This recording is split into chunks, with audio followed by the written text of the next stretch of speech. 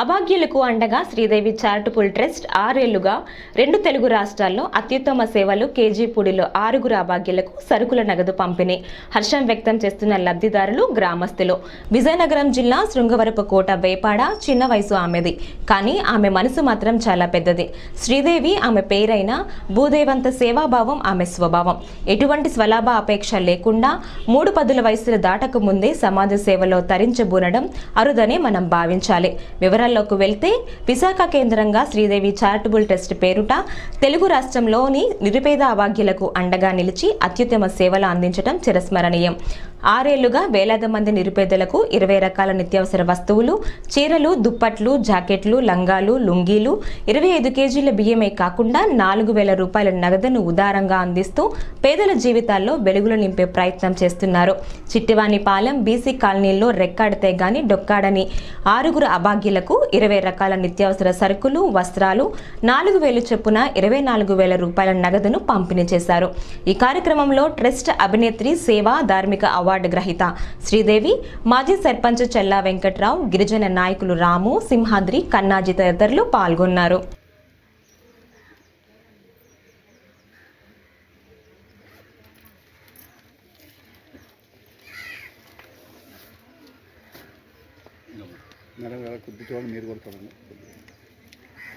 మన అక్కడ నిల్చొని తీసుకురండి.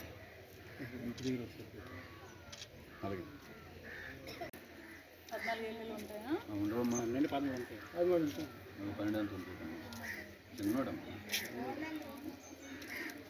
ఊరి పేరు ఏంటి?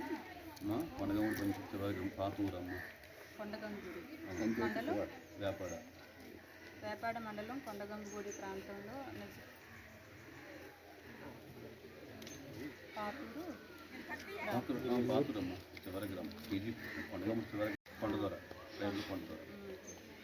ట్రైబల్ అమ్మాయిని క్యాస్ట్ పేరు చెప్పాల్సిన అవసరం లేదండి, అన్ని క్యాస్టుల్లో కూడా ఉంటారు. కాకపోతే ఈ అమ్మాయిని మోసం చేసిన వ్యక్తి మాత్రం వ్యక్తి ముస్లింసే మోసం చేస్తారని కాదు, కానీ అమ్మాయి కింద కనిపించే అమ్మాయిలు ఎవరైనా దొరికితే అన్ని క్యాస్టుల్లో కూడా ఇది సహజం అయిపోతుంది. ఆడవాళ్ళు ఈజీగా మోసం చేయడం అనేది. ఈ అమ్మాయిని మనం గట్టిగా హండ్రెడ్ నుంచి మాట్లాడితేనే కానీ 4 మాటలు మాట్లాడట్లేదు. ఇలాంటి వాళ్ళని ఈజీగా పడగొట్టడం పెద్ద కష్టమేం కాదు.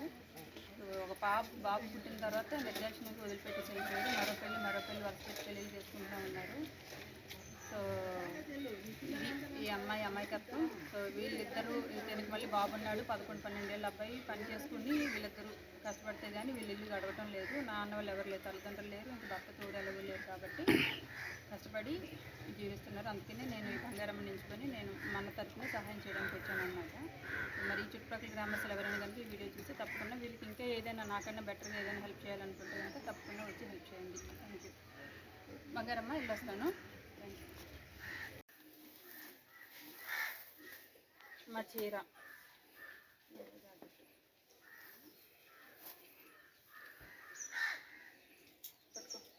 ఎవరైనా ఒకరు రండి, నువ్వు అక్కడ ఇచ్చేసి అట్లా న్యాచురల్ అలా చూడాలి. అలాగే అంతసేపు అక్కర్లేదు, ఒకసారి ఇవ్వండి అంతే అంతే వెళ్ళిపోండి. అందుకనే నా మైండ్లో కరలేనట్టుంది. సైడ్కి వెళ్ళి సతీష్ వచ్చి కదా నాతో.